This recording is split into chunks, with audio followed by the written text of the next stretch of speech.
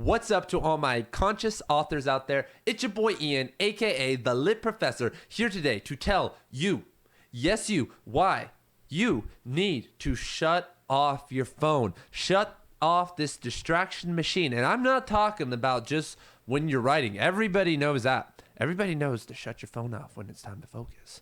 But I'm talking about shutting this thing off forever, because if you are going to change the world, if you are going to create a new literary movement, change hearts, change minds with your writing, with your art, no matter what it is, that phone is not doing very much for you.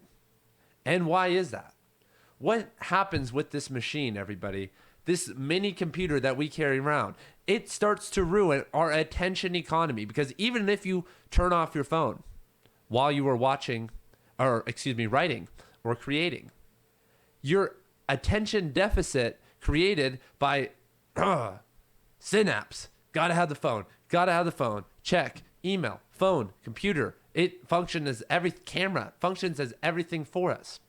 Once that relationship is fractured by putting it away, suddenly there's more time and more space to care about your characters, to care about connecting with that flow, that poetic ether that we're trying to grab from everybody.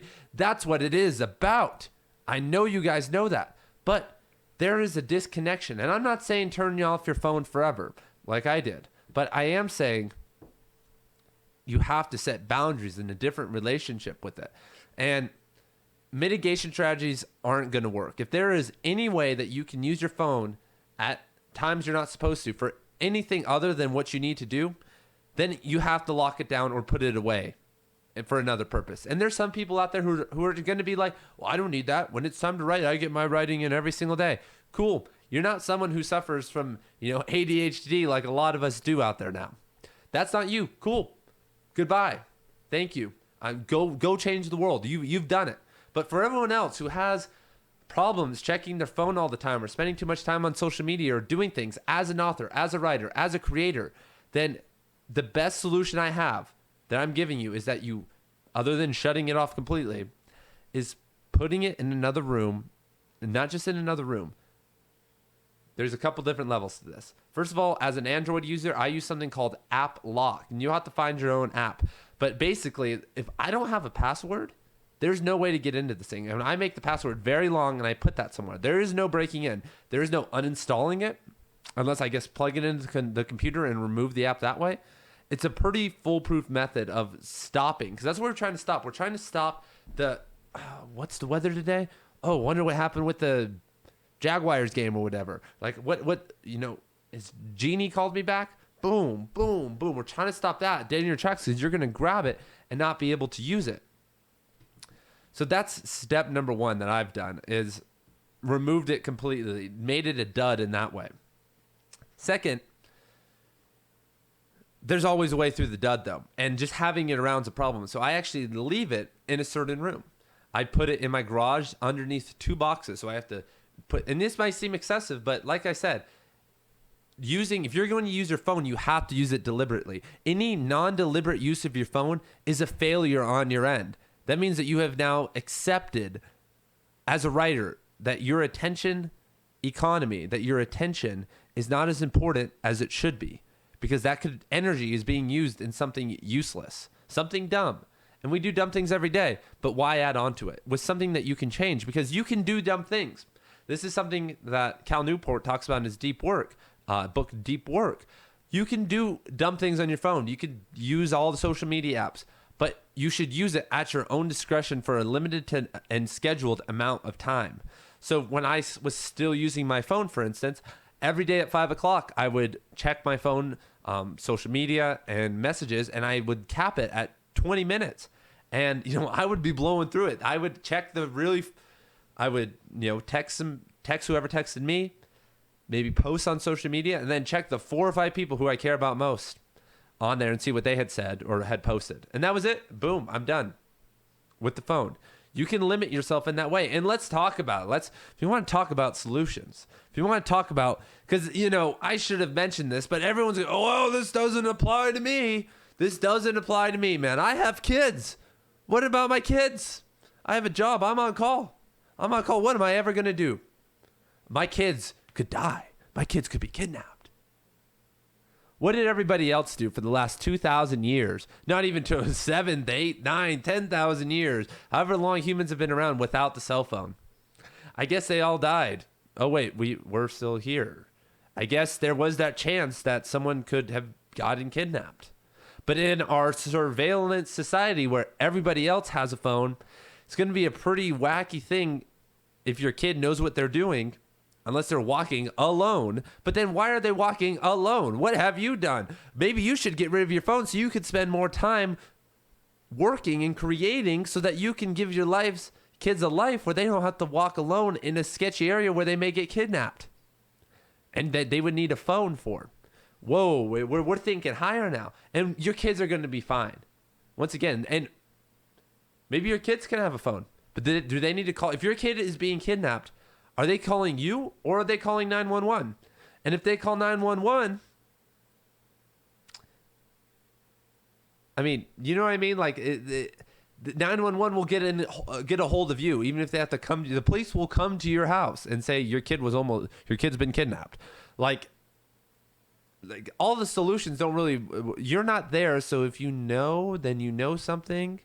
They're gonna call you, but if the kids, the safety. My wife, I know this. I know so many people who have their spouses tracking them. It's like, what do you think's gonna happen? Like I'm gonna get It's like this fear of being kidnapped and locked in the dungeon and being tortured. It's like, yeah, man, that happens all the time. That shit sucks, man. Like, dang. Are you gonna live in fear of that all day? Do you freak out every time you eat that freaking bag of chips because you're giving yourself cancer in the future? You're adding a little bit of unhealthiness to your life. How paranoid are you about that? It's the things in front of us that we need to be afraid of. What are you so afraid of to get rid of your job? Why does a job need to have your cell? And easy solution, everybody. If you need a phone, Google Voice. Should have said this earlier. Google Voice, everybody. Use Google Voice. Google, if you have a Gmail account, gives you a free phone number that you can use while on your computer. That is a certain way that you can use a phone. Well, really, it's really more like an email. That's what it feels like. And you can control your time on a laptop or a desktop a lot more. That's a solution for everybody that needs a phone out there, is use Google Voice. Why would you need a phone that you need to be mobile with, other than if you're working a job that you need that for? But I'm trying to think of as a job, as a writer that's serving you as a writer that would require you. Every job that requires you to have a phone all the time is way too stressful. And you probably aren't going to reach your goals if you are living. It's coming down to all this, is that if you are going to live a fulfilled life and reach your goals, that most of that has nothing to do with phones. It's like job that requires phone, that's stressful. Taking time away from writing. Well, I need to work. Okay, well, you need to work, but how much are you actually writing? Are you writing good enough things? Like, what happened all these other years? Are you deciding to become a writer at 35, 40, 50? And if so, then why have you not been saving money? So is this just like an impulse? Like, what is going on here? And once you solve that, then it's like, okay, maybe this is an impulse. So maybe I should get into a different line of work, maybe one that's easier so that I can really pursue this. And, a job like that, you could use a Google Voice number, maybe a remote job or something, being a remote freelance copywriter, for instance, or, doing whatever. There's ways to get around actually having to lug this thing around. So with my device right now, no service, zero service, and it is locked completely. I only use Ethernets in the house. And, I have really long cords if I need to use the laptop somewhere. So I only use Ethernets to connect to the Wi-Fi. And the Wi-Fi password is something that I don't know. My roommate said it. So I don't even know what the Wi-Fi password is. So I can never even get this thing going. And then all apps are locked. And you know how hard it was to get it to this point where all I can use on this is VLC video player, MP3 player, camera, clock, and then a file, ebook reader.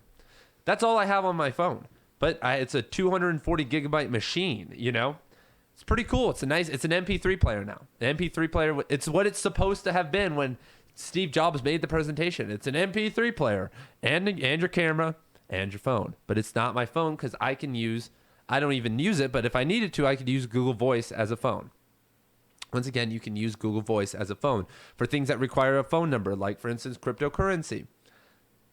You can use, I have a fake Google Voice number I use just for that, just so I can make sure I have another layer of access to my wallets.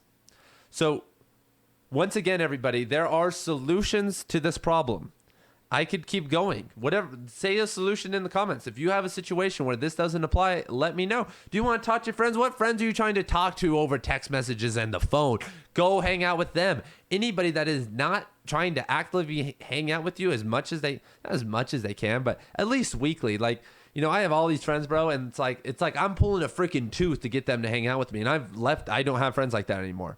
I never will have friends like that. If it's not easy and playful and we can get together, no matter what's happening, no matter what, if we can't get together, like, even for 10 minutes. That's what I always say. I'm like, dude, I'd rather see you for 10 minutes than have to deal with it once a week, 5 minutes, as you're coming home from work or something, and just say, hey, man, what's going on?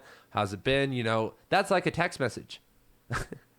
That's what I'm saying, and that's way more real. But we've reached this world where people won't do that. Why would I want to be involved? Why would you want to be involved with people who aren't going to do that for you, who aren't going to see you weekly? Let me know. Maybe I'm wrong. Maybe you have such cool friends that they just can't see you for 5 minutes a week. In the 168 hours a week times 60? Let's see. Probably getting close to 10,000 minutes in the week, and they can't see you for 5? That doesn't make very, very much sense, everybody. So let me know what your comments and thoughts are, because as a writer, you don't need this. You are a writer, not a technology ear. And if you are using technology, you should be using a computer and a and maybe a tablet, computer, laptop. You don't tap on the slab. Oh, here I go. I'm doing work. I'm reading something important. I'm talking to important people on the go when I should be conscious or like chilling out and thinking of other things, because you need to be able to switch. Like when I talk to people, like I said, I sit down every day, even with email, and I get into a zone. I'm like, okay, I'm going to talk to people now. I switch from being Ian who's working, or Ian who's a pet owner or a relationship partner, a son. I switch from those labels, a writer. I switch from that to the label of friend or answerer of questions for the Lit Underground or the Lit University. That's what I do. That's what I recommend, everybody. Thank you guys for watching.